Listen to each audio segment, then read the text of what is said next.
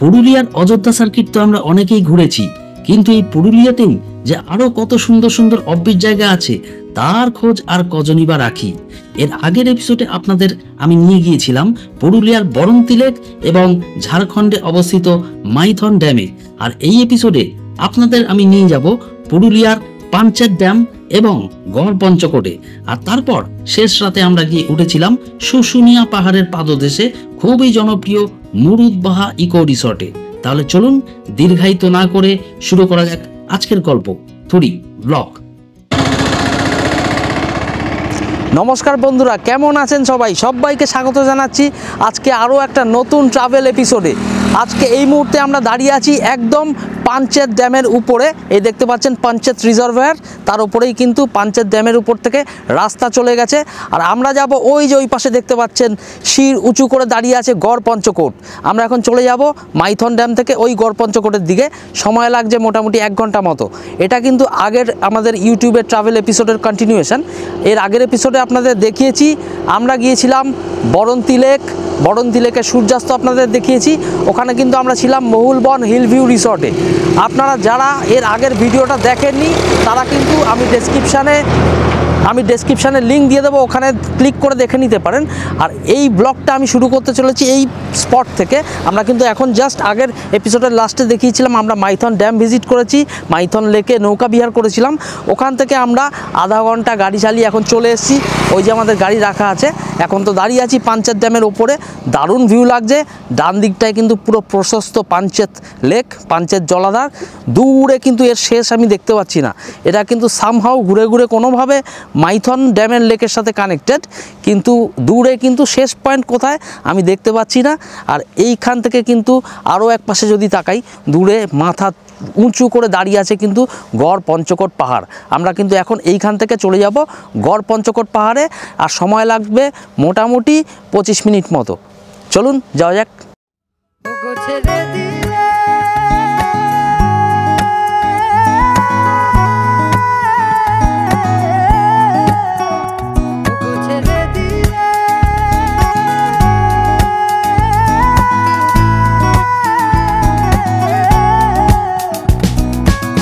ছেড়ে দেব না তোমায় হৃদ মাঝারে রাখিব, ছেড়ে দেব না তোমায় হৃদ মাঝারে রাখিব, ছেড়ে দেব না তোমায় হৃদ মাঝারে রাখিব, ছেড়ে দেব না তোমায় হৃদ মাঝারে রাখিব।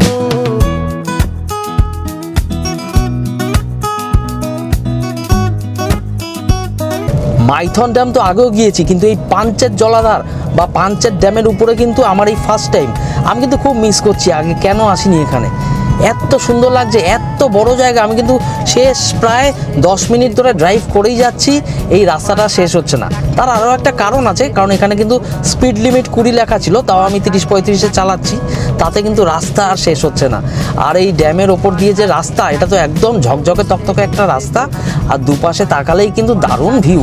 এক পাশে তো গড় পঞ্চকোট আপনাদের দেখালাম, আর এক পাশে কিন্তু পুরো এই যে পাঞ্চেতের জলাধার, এটাও কিন্তু শেষ হচ্ছে না। এত বড় জায়গা, আমি যে কেন মিস করেছি এতদিন আমার কিন্তু জানা নেই।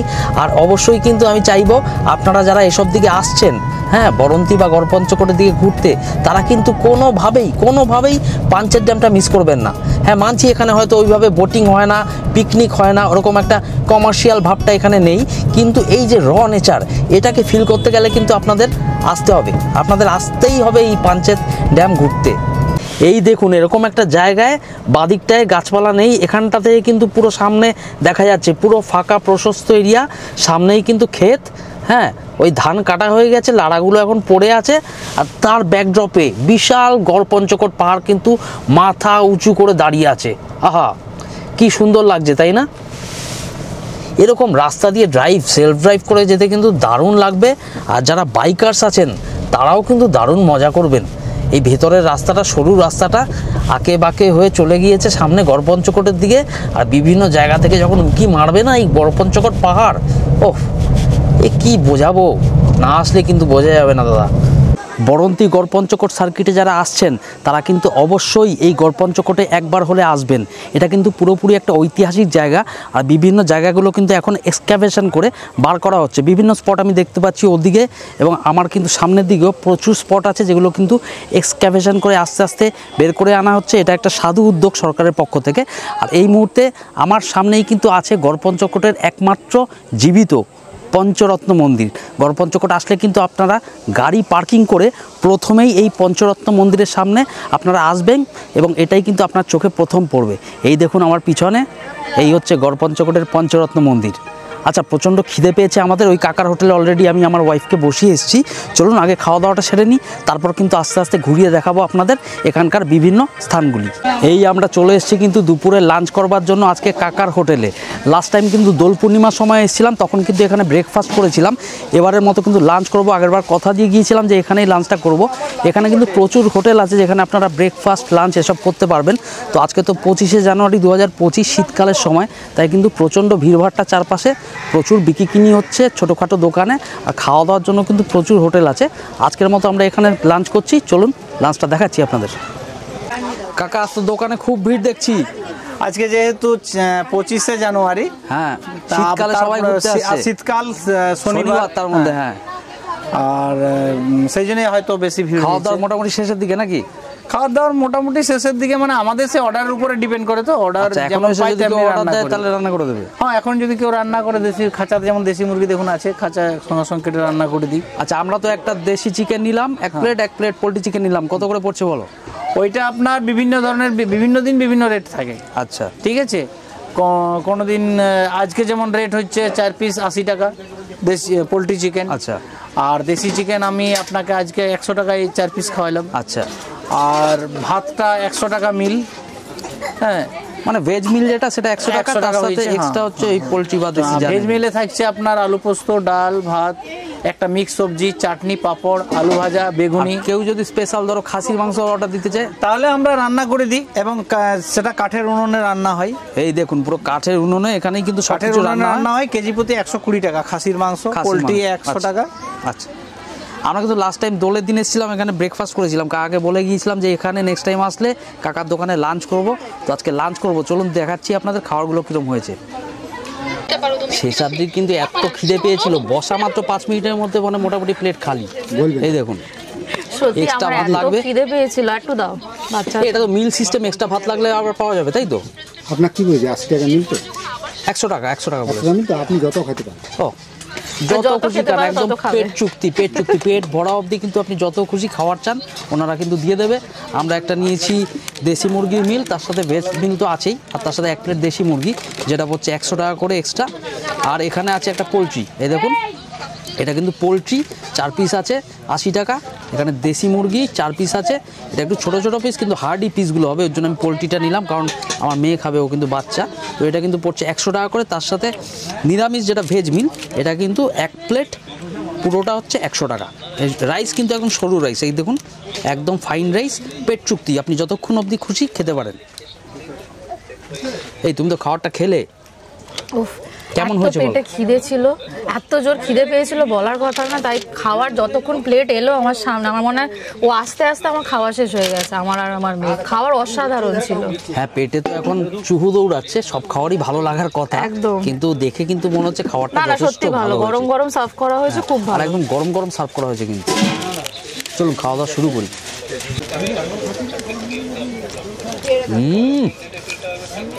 নিরামিষটা খেয়েই পুরো অমৃত মনে হচ্ছে একদম। দেখুন, এই মাত্র আলু ভাজাটাও কিন্তু ভেজে রেডি করলো, ফুরিয়ে গেছিলো। সরু চালের সাথে এরকম করে ডাল দিয়ে মাখুন,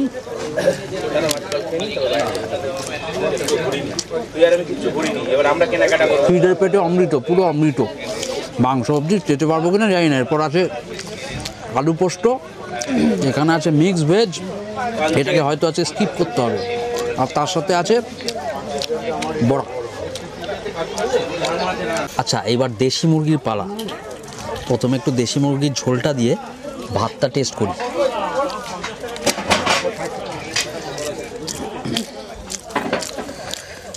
মোটামুটি ঝাল নেই, একদম হালকা ঝাল, যে কোনো বাচ্চারাও খেতে পারবেন।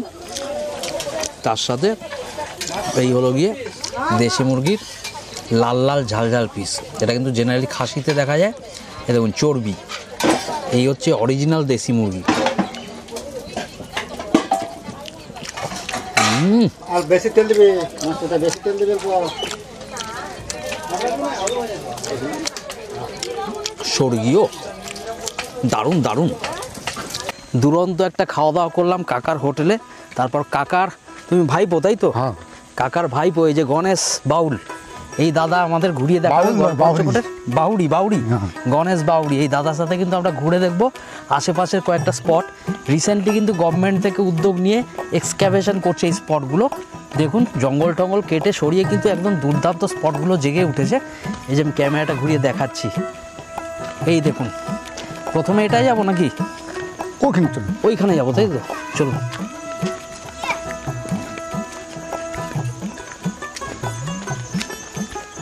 এখন কিন্তু বেশ ভালো লাগছে, সকালবেলার দিকে রোদটা চড়া হয় বেলার দিকে, তখন হয়তো ভালো লাগে না। বিকেল গড়িয়ে এসছে, মোটামুটি 4টে বাজে এখন। ছবিটা ভালো উঠছে এখন কিন্তু ছবিটা খুব ভালো আসছে, একটা নর্মাল আসছে, একটা রিল্যাক্স লাগছে সকালবেলা। কিন্তু এই চড়া রোদের মধ্যে কিন্তু বেশ আনকমফোর্টেবল ফিল হয়। ঘোরানো যায় নাই। এটা সামনে, এটা পলাশ গাছ না? আর পলাশ গাছ, পলাশ গাছ। পলাশ গাছটা কিন্তু এই দিকটায় গড়পঞ্চকোট সাইডটা একটু কম, বরমতি সাইডটা একটু প্রচন্ড। হ্যাঁ, ওখানে প্রচন্ড বেশি। ভেতি গ্রাম আছে একটা, হ্যাঁ ওখানে তো পুরো ভর্তি পলাশ, পলাশের ভর্তি। আচ্ছা, এই মুহূর্তে আমরা চলে এসেছি আমাদের প্রথম এখানকার গড়পঞ্চকোটের সাইট সিইং পয়েন্টে। এগুলো কিন্তু নতুন সব এক্সক্যাভেশন করে জঙ্গলের মধ্যে থেকে বার করা হয়েছে। পিছনে দেখুন পুরো ব্যাকড্রপে পুরো গড়পঞ্চকোটের পাহাড়ের রেঞ্জটা দেখা যাচ্ছে। আর আমরা কিন্তু এইখানে এখন দাঁড়িয়ে আছি একটা মন্দিরের সামনে। দাদা বলো, এটা কি মন্দির? মা কঙ্কাল কালী। এটা হচ্ছে মা কঙ্কাল কালীর মন্দির। আর কি সব বলছিলে, ভেতরে প্রদীপ টদীপ কিছু জ্বালানো না? হয় না? সব জ্বালানো হয় না, মানে যাকে বলে সন্ধ্যা দেওয়া আর কি, আমরা গদা বাংলায় যাকে বলি সন্ধ্যা দেওয়া, মারুল দেওয়া, উনি এটা পছন্দ। সন্ধ্যা টন্ধ্যা এখানে কিছু দেওয়া হয় না? আচ্ছা, বাহ, খুব জাগ্রত মন্দির নাকি? জাগ্রত মন্দির, কিন্তু আমরা তো ছোট থেকে এরকমই দেখছি। এই মন্দিরে আসা যেত এর আগেও? হ্যাঁ। আচ্ছা, জঙ্গল টঙ্গল ছিল আশেপাশে? জঙ্গল টঙ্গল, ধান চাষ হইলে তখন অল্প অসুবিধা হয়। এই যে এগুলা রাউতের আশেপাশে কিন্তু প্রচুর ধান চাষের ক্ষেত দেখতে পাচ্ছি। এই মুহূর্তে তো ধানের সিজন না, তাই ধান নেই। চলুন একটু সামনে গিয়ে দেখি, আসুন। মন্দিরে এরকম জুতোটা খুলে কিন্তু ঢুকতে হবে। হ্যাঁ, এটা একটু মেনটেন করবেন কোনো মন্দিরে আসলে। এটা কিন্তু হিন্দু মন্দির। ভেতরে কিন্তু আমি এখন এসছি, লাইটটা জ্বালান আপনি। ভেতরে পুরো অন্ধকার, মোবাইলের লাইট জ্বালালে কিন্তু দেখা যাবে। আসুন দাদা, ক্যামেরাটা দাও। ও তো জুতো পরা, এর জন্য আমি কিন্তু ক্যামেরাটা ওর হাত থেকে নিলাম। এই দেখুন ভেতরে কিন্তু এই হচ্ছে মন্দির। আমি আগে ঢুকছি, আপনি আসুন। বাহ, আসুন। এই দেখুন আমি মোবাইলের লাইট জ্বালিয়েছি, এই দেখুন মোবাইলের লাইটে কাজ করছে না, এত ঘুরঘুরে অন্ধকার। এইখানটায় মায়ের মূর্তি ছিল নাকি? হ্যাঁ, মায়ের মূর্তি এখন তো নেই, আগে ছিল। আর দুটো ঘর দেখতে পাচ্ছি। হ্যাঁ, ওই জায়গাটাকে মেনে কেউ হয়তো পুজো দিয়েছেন এখানে। তারপরে পুজো হয় আমাদের রামনবমীতে পুজো হয়। আচ্ছা, রামনবমীতে পুজো হয়? তখন এখানে যজ্ঞ শান্তি সব হয়। আচ্ছা আচ্ছা আচ্ছা। এই দেখুন সামনে পুরো একদম জমিয়ে পংক্তি ভোজন চলছে, পিকনিক। লোকাল লোকজন কিন্তু এখানকার পিকনিক করতে এসেছেন। এই সামনে এটা আর একটা মন্দির নাকি? এটা মঞ্চ, তুলসী মঞ্চ। তুলসী মঞ্চ? তুলসী মঞ্চ বলতে এখানেও মানে কোনো মূর্তি ফুর্তি ছিল? মনে হয় ছিল, অত সব বলতে পারবো না। এই দেখুন এটাকে এনারা বলছেন তুলসী মঞ্চ। এখানে খুব সম্ভবত সন্ধ্যাবেলায় হয়তো তুলসী পুজো দেওয়া হতো, যেটা জেনারেলি আমাদের হিন্দু বাড়িতেও কিন্তু আমরা আগে দেখেছি। বিকেলবেলা কিন্তু দিদা ঠাকুমা যারা আছেন বাড়ির, তারা কিন্তু উঠোনে গিয়ে তুলসী মঞ্চে পুজো দিতেন। এই হচ্ছে তুলসী মঞ্চ। চলুন আগে যাই, আর কি আছে দেখা যাক। এই দেখুন আমরা কিন্তু হাঁটতে হাঁটতে এখন একটা কুয়োর সামনে এসে পৌঁছেছি। উনি কিন্তু এখন আমাদের বলবেন যে এই কুয়োর কী মাহাত্ম্য আছে, এই কুয়োটা কি ছিল অ্যাকচুয়ালি এক সময়। কুয়োর ছিল একমাত্র রানীরা, 7 রানী যারা ছিল, তারা বর্গি কাটার সময় ভয়ে ঝাঁপ দিয়ে সেখানে। ও আচ্ছা, এই গড়পঞ্চকোটের ইতিহাস কিন্তু প্রায় 1000 বছরের বেশি পুরনো। এক সময় কিন্তু বর্গী আক্রমণে পুরো ওই সাম্রাজ্যটা ধ্বংস হয়ে যায়। তাই উনি সেটাই বলছেন, ওই বর্গী আক্রমণের সময় কিন্তু এই রানীরা কেউ আত্মসমর্পণ করেননি, তারা কিন্তু সব এই কুয়োয় ঝাঁপ দিয়েছিল, তাই তো? তারা এই কুয়োয় ঝাঁপ দিয়ে কিন্তু আত্মহনন করেছিল, কিন্তু সেই বর্গী রাজাদের কাছে কিন্তু তারা আত্মসমর্পণ করেননি। আর এই কুয়োর ঠিক বাঁদিকটাতে কিন্তু এই দেখতে পাচ্ছেন একটা হনুমানের মূর্তি কিন্তু এখানে রাখা আছে। উনি বললো এটা নিচে রাখা, আমার মনে হচ্ছে খুব সম্ভবত এটা কোথাও একটা স্থাপিত ছিল, তো এখন এটাকে নিচে মানে ধ্বংসস্তূপের পরে যা হয় মেনটেন করা হয়নি, এখানে পড়ে আছে। তো এই হনুমান মূর্তি কিন্তু বোঝা যাচ্ছে মোটামুটি এটা আমাদের এখনকার সময়ের হনুমান না হলেও মূর্তি দেখে কিন্তু বোঝা যাচ্ছে এটা কোনো না কোনো সময় একটা হনুমানের মূর্তি ছিল। আচ্ছা, এই মুহূর্তে আমরা যেখানটায় এসছি এখানে দেখতে পাচ্ছেন বেশ কিছু দরজার মতো আছে, একটা বড় দালান, তার মাঝখানে কিন্তু দরজা করা আছে।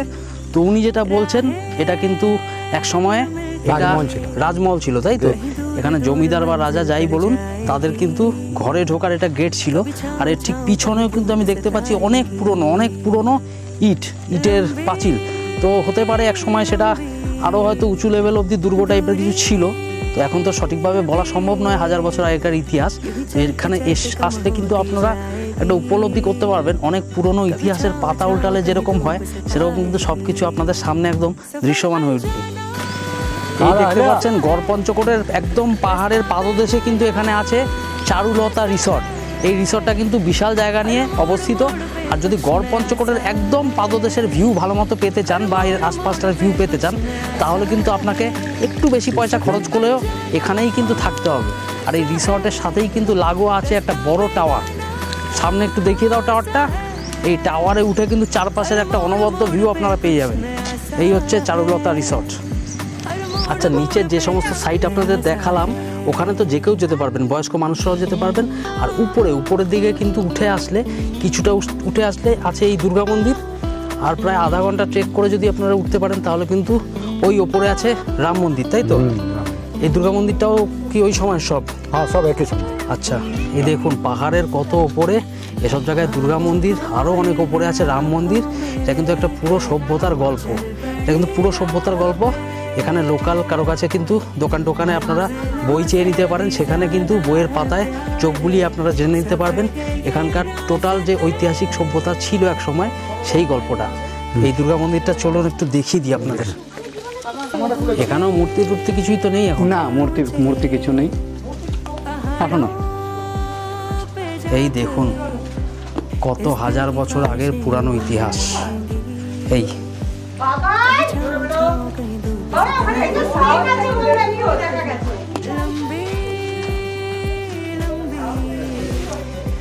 এখানে মনে হয় জানলা কোনো সময় খোলা ছিল নাকি? এখন ইট দিয়ে আটকে দেওয়া হয়েছে, নাহলে চারপাশ বদ্ধ তো হতে পারে না। আর এর পেছনে কিছু আছে নাকি? এটাই শেষ। সাপ প্রচুর আছে নাকি এখানে? সাপ তো প্রচন্ড সাপ। বাঁকুড়া, পুরুলিয়া এই সমস্ত জায়গায় তো সাপ প্রচুর আছে শুনেছি। কোথায় সাপের খোলস দেখলে ওটা করে সাপের লয়। এই দেখুন কি দেখা গেছে, সাপের খোলস। সাপ খোলস চেঞ্জ করে কিন্তু কিছুদিন পর। হ্যাঁ, পূর্ণিমা পর খোলস চেঞ্জ করে।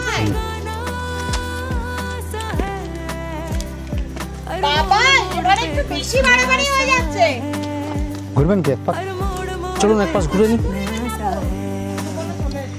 ইতিহাসের চারপাশে এক পাক এখন দিচ্ছি আমরা। এই মন্দিরের চারপাশে ঘুরছি। পেছনটায় কিন্তু পুরো জঙ্গল। ওই পেছনে কিন্তু গড়ের পুরো চূড়াটা দেখা যাচ্ছে, গড়পঞ্চকোটের চূড়া।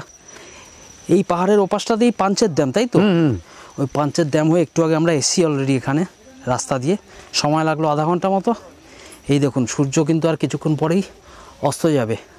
আকাশে কিন্তু অদ্ভুত একটা রঙের খেলা শুরু হয়ে গিয়েছে। আর এই হচ্ছে পুরো ঘন জঙ্গল, পঞ্চকোটের জঙ্গল। এই জঙ্গলে কিছু থাকে? হ্যাঁ, থাকে। বনশর আছে, বান্দর আছে, নেকড়ে বাঘ আছে। আচ্ছা, শিয়াল আছে? শিয়াল তো আমরা বরন্তিতেই কালকে আমাদের যেখানে ছিলাম রাত্রেবেলা প্রচুর শিয়ালের ডাক, প্রচুর। রাতের বেলায় ডাক পাবেন, আমি দেখতে পাবেন না, দেখা যায় না। সন্ধ্যা বা রাত্রেবেলা হলে কিন্তু ডাক শোনা যায়। দেখুন চারপাশটা কিন্তু ঢালু একদম।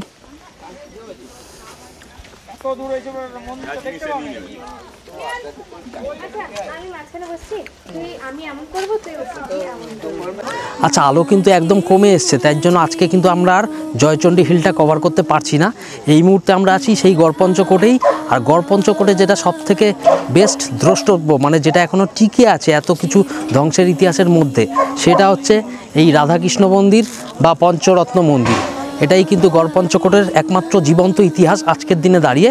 এই মন্দিরের ভেতরে গেলে কিন্তু আপনারা এক অদ্ভুত ইতিহাসের স্পন্দন উপলব্ধ করতে পারবেন।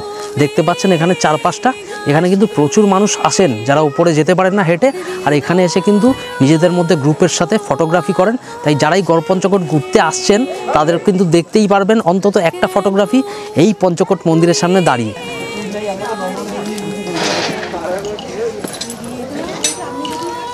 এই দেখুন, এই হচ্ছে সেই মূর্তি যেটা কিন্তু একদম রিসেন্টলি বসানো হয়েছে। অন্ধকারের মধ্যে কতটা বোঝা যাচ্ছে আমি জানি না, আর ভেতরে কিন্তু এতটাই অন্ধকার যে আমি কিন্তু মোবাইলে টর্চ মারলেও ওই অবধি কিন্তু আলো পৌঁছবে না। জয়চণ্ডী হিল কভার করতে না পারলেও আজকে কিন্তু আমরা চলে যাচ্ছি বরন্তিতে কোনো ভালো রুম না পেয়ে শুশুনিয়ার কাছে মুরুদবাহা ইকো রিসর্টে। ওই রিসর্টটাও কিন্তু একটা দারুণ রিসর্ট, শুশুনিয়া হিলসের একদম পাদদেশে।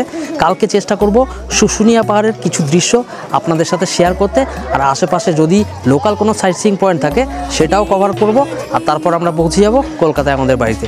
চলুন আজকের মতো এইটুকুই। এখন মুরুদবাহা ইকো রিসর্ট যাব আমরা। এখান থেকে সময় লাগবে মোটামুটি 1 থেকে 1.5 ঘন্টা মতো।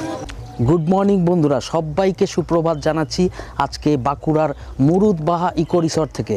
আপনারা জানেন কালকে রাত্রেবেলা কিন্তু আমরা এসে উঠেছিলাম মুরুদবাহা ইকো রিসর্টের একটা সুপার ডিলাক্স রুমে।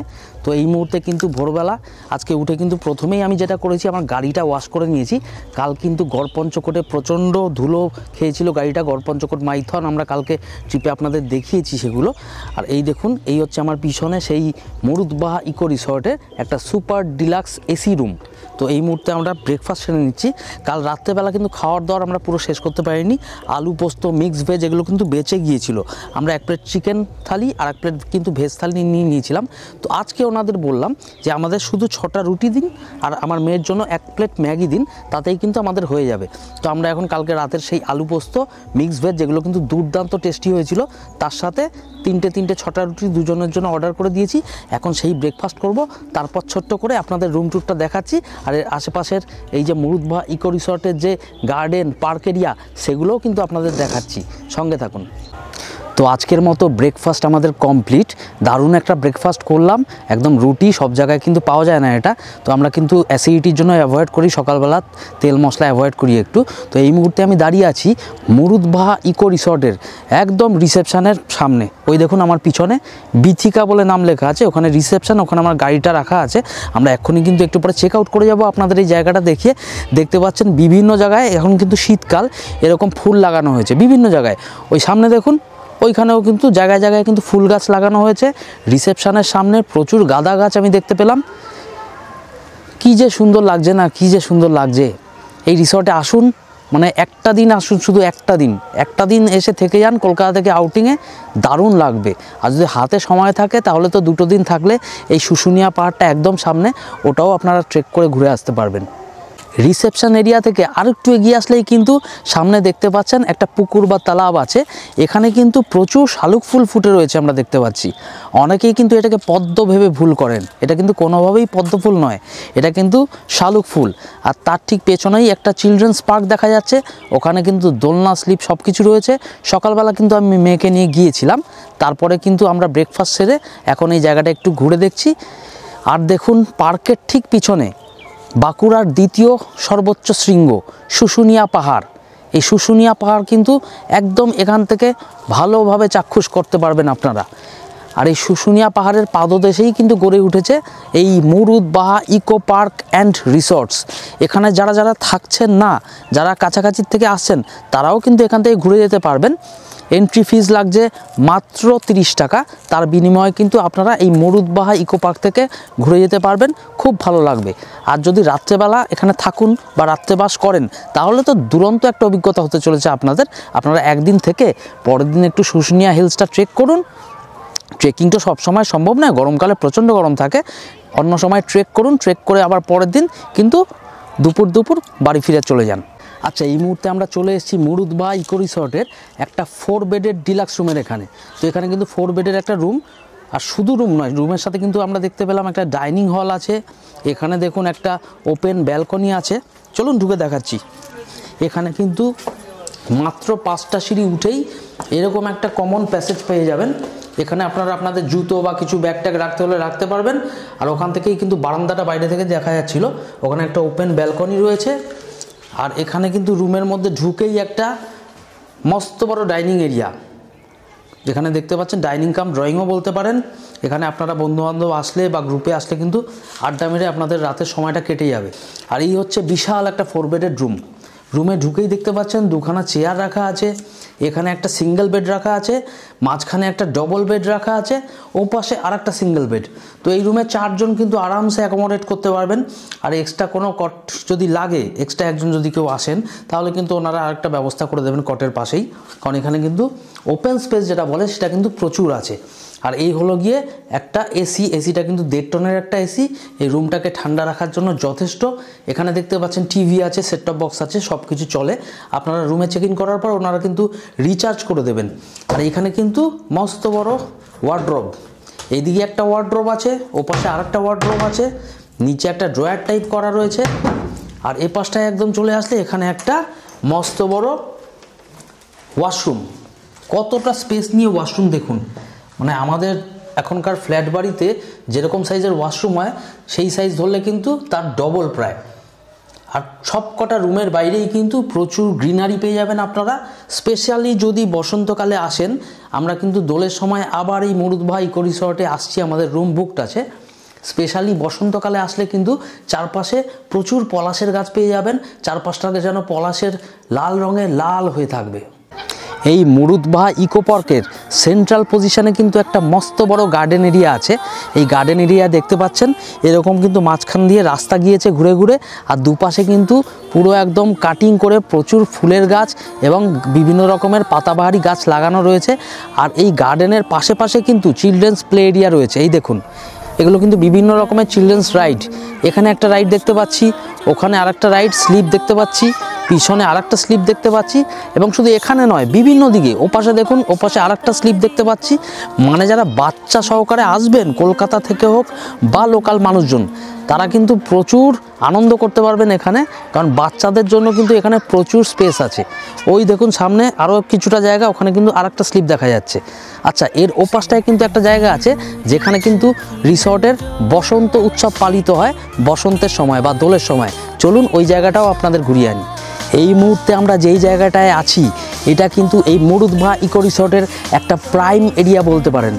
বসন্তকালে যখন দোল উৎসব পালিত হয় ওই সময় কিন্তু এইখানটায় একটা দুরন্ত সাংস্কৃতিক অনুষ্ঠান এনারা আয়োজন করেন। প্রচুর লোকজন আসেন, যারা এখানকার মানে বোর্ডার্স আছেন, এখানে যারা থাকছেন ওই সময় তারা তো আছেনই, এছাড়া প্রচুর লোকাল মানুষ কিন্তু এখানে জড়ো হন ওই বসন্ত উৎসব পালন করবার জন্য। চারপাশে দেখতে পাচ্ছেন এখানে প্রচুর পলাশ গাছ আছে। বসন্তের সময় কিন্তু এই পলাশের জঙ্গল দেখতে পাচ্ছেন, এটা কিন্তু পুরো লালে লাল হয়ে থাকে, মনে হয় যেন জঙ্গলে আগুন লেগে গিয়েছে। ভাবতে পারছেন এইখানটায় কি একটা অ্যাম্বিয়েন্স সৃষ্টি হয় ওই বসন্ত উৎসবের সময়। আমরা কিন্তু মার্চ 2025 বসন্ত উৎসব যখন পালিত হবে, আমরা কিন্তু ওই সময় এইখানটাতেই এই বছর উপস্থিত থাকব। আপনাদের আরেকটা আলাদা ভিডিওর মাধ্যমে তুলে ধরবো এখানকার অ্যাম্বিয়েন্স। আর আপনাদেরও অবশ্যই রিকোয়েস্ট করব, যেই বছর সম্ভব হবে, কোনো সময় সম্ভব হলে অবশ্যই এখানে আগে থেকে বুক করে কিন্তু আপনারা চলে আসুন। অনেক আগেই কিন্তু ওই সময়কার স্লট বুকিং হয়ে যায়। আমরা কিন্তু প্রায় 5 মাস আগে বুকিং করেছি বসন্ত উৎসবে এখানে থাকবার জন্য। তাহলে চলুন এবার এই রিসর্টকে বিদায় জানিয়ে বাড়ি ফেরার পালা। আর মাঝপথে যদি কিছু দেখানোর মতো পাই অবশ্যই আপনাদের দেখাবো। এরপর বাঁকুড়া পুরুলিয়ার পলাশ মাখা নস্টালজিয়াকে পিছনে ফেলে আমরা রওনা হয়েছিলাম কলকাতায় আমাদের বাড়ির উদ্দেশ্যে। তো বন্ধুরা, যদি ভিডিওটা ভালো লেগে থাকে একটু লাইক করে দিও, আমার ট্রাভেল চ্যানেলটা বন্ধু বান্ধবের সাথে শেয়ার করো, আর অবশ্যই আমার ট্রাভেল চ্যানেলটাকে সাবস্ক্রাইব করে নিও। তাতে কিন্তু সামনের দিনে আরো অনেক ভালো ভালো ভ্রমণের গল্প আমি তোমাদের সামনে নিয়ে আসতে পারবো। ভালো থাকবে, থ্যাঙ্কস ফর ইউর টাইম। আচ্ছা, কালকেও কিন্তু আমরা আমাদের মুরুদভা ইকো রিসর্ট থেকে যখন আমাদের গল্ফ গ্রিনের বাড়ি গুগল ম্যাপে সার্চ মারছিলাম, তখন কিন্তু ওই বাঁকুড়া বিষ্ণুপুর হয়ে যে রুটটা চলে যায় জয়পুরের জঙ্গল হয়ে, ওই রুটটা কিন্তু দেখাচ্ছিল শর্টেস্ট রুট বা সবথেকে কম টাইমে যে রুটটা লাগবে সেই রুট। আজকে সকালবেলা বা দুপুরবেলা যখন আমরা ওই মুরুদভা ইকো রিসর্ট থেকে বেরোচ্ছি, তখন কিন্তু দুর্গাপুর এক্সপ্রেস হয়ে যে রুটটা কলকাতা চলে যাচ্ছে ওই রুটটাই কিন্তু শর্টেস্ট রুট দেখাচ্ছিল। তো এই মুহূর্তে কিন্তু আমরা দাঁড়িয়ে আছি একটা জায়গায়, এটা কিন্তু দুর্গাপুরের খুব কাছাকাছি একটা জায়গা। আর কিছুক্ষণ পরেই কিন্তু আমরা দুর্গাপুর পৌঁছাবো। এখন টাইম আপডেট হচ্ছে দুপুর 1টা। তো এই মুহূর্তে আমি যেই জায়গাটায় দাঁড়িয়ে আছি এখানে কিন্তু চারপাশে একটা কাশের জঙ্গল আমি দেখতে পাচ্ছি। আমি জানি না জানুয়ারির শেষ সপ্তাহে কাশের জঙ্গল কি করে সম্ভব। আপনারা যদি কেউ জানেন এটা যদি কাশফুল না হয়ে অন্য কোনো রকম ফুল বা গাছ হয় তাহলে কিন্তু অবশ্যই জানাবেন। আমি ক্যামেরা ঘুরিয়ে দেখাচ্ছি, আমার চারপাশে কিন্তু এখন কাশের পুরো জঙ্গল। এই দেখুন ক্যামেরাটা ঘুরিয়ে দেখাচ্ছি, চারপাশে কিন্তু কাশের জঙ্গল, পুরো সাদা সাদা কাশফুল কিন্তু ভরে রয়েছে। ওই দেখুন ওখানে কিন্তু একটু ওপরে আপার এলিভেশনে ভর্তি পুরো কাশের জঙ্গল। আমি জানি না এটা কি কাশফুল না অন্য কোনো ফুল। কোনো দর্শক বন্ধু যদি এর সঠিক উত্তর জানা থাকে তাহলে কিন্তু অবশ্যই আমাদের জানাবেন।